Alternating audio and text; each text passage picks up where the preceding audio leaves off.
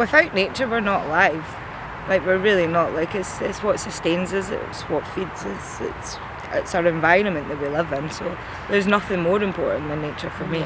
My name's Harold, I'm part of Fruitball's community garden here in Dundee. It's run by individual volunteers, and we'd like to get some more volunteers to give us a hand if possible. Hi, my name's Paul at Dawson Community Garden Centre. Hi, I'm Natalie at the same place. I'm Lorraine at the same place.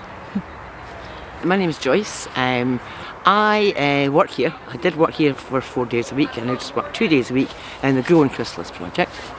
And I work here and facilitate and organise jobs so people will show them skills or explain the process that what they're going to be doing. So that's what I do.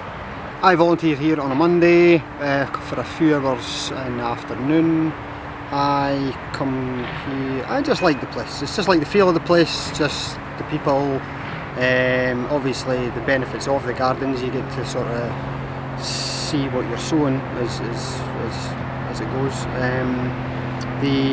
Just the full round benefits of the place. It really just makes it a place. It's just a calming place to come. Yeah, it's a great place to grow together. So we just want to bring nature into the garden. I mean, there's people that come in here from school, and they were primary one, and they actually asked us where the tadpoles were.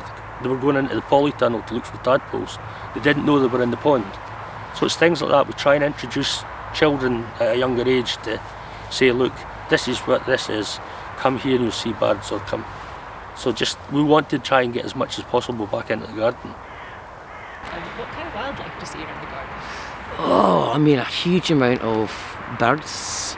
The odd goldcrest, not very often, right enough. Squirrels,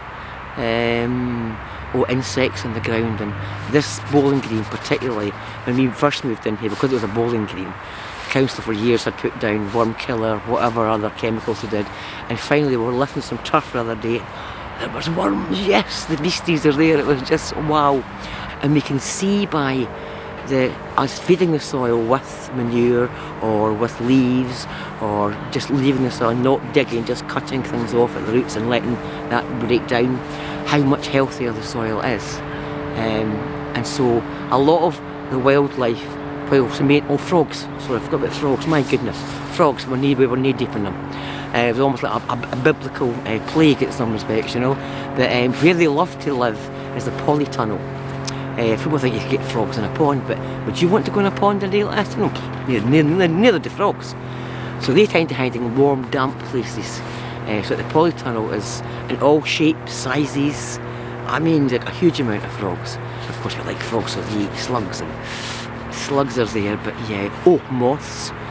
They're definite dearth of butterflies this year, but normally quite a lot of butterflies.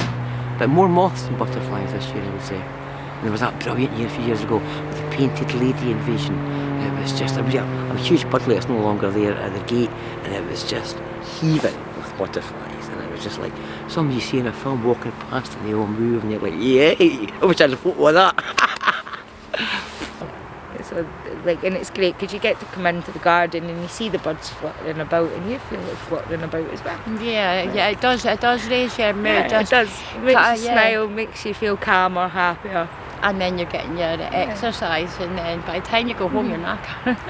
Yeah, it's a good wholesome day. Yeah. Scotland loves nature.